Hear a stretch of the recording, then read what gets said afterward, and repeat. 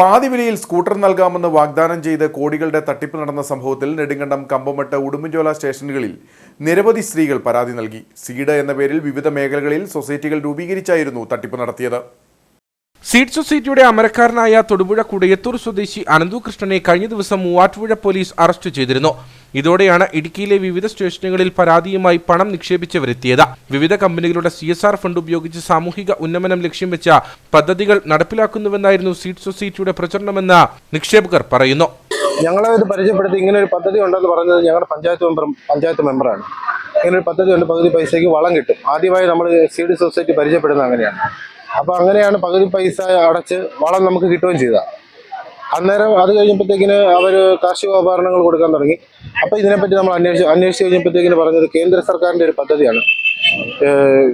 വലിയ വലിയ കമ്പനികളിൽ നിന്ന് കാർബൺ ഫണ്ട് എന്ന് പറയുന്നൊരു ഇതുണ്ട്. അത് മേടിച്ചിട്ട് ജൈവ കൃഷികൾ പ്രോത്സാഹിപ്പിക്കുന്നതിന് വേണ്ടിയാണ് ഹൈ റേഞ്ച് മേഖലകളിലോട്ട് ജൈവ വളങ്ങളാണ് വിതരണം ചെയ്യുന്നത്. കീടനാശിനി രാസവളങ്ങളുടെ ഉപയോഗം കുറയ്ക്കുക എന്നുള്ള ലക്ഷ്യത്തോടു കൂടി ചെയ്യുന്നതാണ്.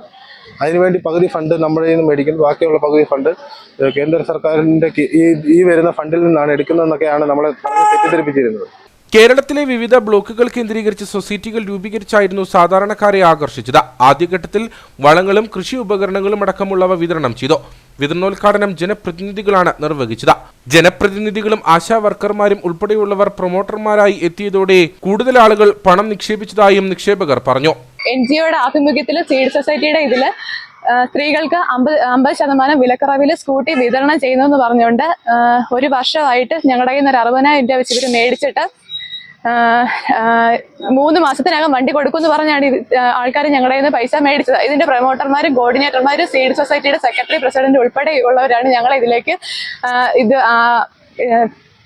കൊണ്ടുവന്നിട്ട് ഞങ്ങളെ കൊണ്ട് 3 മാസത്തിനകം വണ്ടി തരാം എന്ന് പറഞ്ഞാണ് ഞങ്ങളെ ഇതിലിട്ട് വിളിച്ചത്. 3 മാസത്തിന് ശേഷം വണ്ടി കൊടുക്കുകയോ ഇതിന്റെ കറക്റ്റ് ആയിട്ടുള്ള ഒരു അപ്ഡേറ്റ്സ് നമുക്ക് തരാതിരിക്കുകയും ചെയ്തു. ചോദിക്കുമ്പോൾ ഇവര് സീഡ് സൊസൈറ്റി അത് ചെയ്തു സീഡ് സൊസൈറ്റി ചെയ്ത പഴയ കാര്യങ്ങൾ എടുത്തിടുകയും എന്നാൽ ഇതിലൊരു തട്ടിപ്പാന്ന് നമ്മൾ മനസ്സിലായി. നമ്മൾ മുന്നോട്ട് വരുമ്പോൾ നിങ്ങൾ എന്തിനാ ഇതുമായിട്ട് മുന്നോട്ട് പോകുന്നത്, ചെയ്തു തരുമെന്ന് പറഞ്ഞ് നമ്മളെ ഇതിലോട്ട് ഒഴിവാക്കുകയൊക്കെ ചെയ്തു. ഇടുക്കിയിലെ വിവിധ സ്റ്റേഷനുകളിലായി നിലവിൽ 500ഓളം പരാതികൾ ലഭിച്ചതായാണ് വിവരം. നിലവിലെ പരാതികളുടെ അടിസ്ഥാനത്തിൽ 3 കോടിയോളം രൂപയാണ് തട്ടിച്ചത്.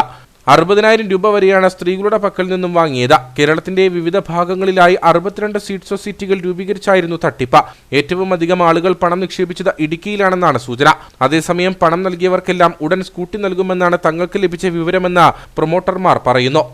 സ്കൂട്ടിക്ക് പൈസ മേടിച്ചടച്ചിട്ട് കാലതാമസം വന്നതുകൊണ്ടാണ് അത് ഇപ്പൊ ഇങ്ങനെ പരാതി പറയാൻ താമസം വന്നത്.